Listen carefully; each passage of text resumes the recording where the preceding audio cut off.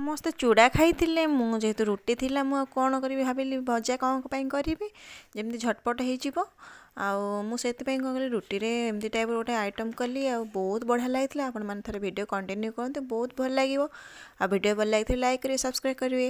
ପ୍ରଥମେ ଯେମିତିକି ରୁଟି ଗୁରା ପତଲା ପତଲା କାଟି ଦେଇଥିଲି, ତାପରେ ପିଆଜ, ଗାଜର, ରସୁଣ, କଞ୍ଚା ଲଙ୍କାକୁ କାଟି ଦେଇଥିଲି।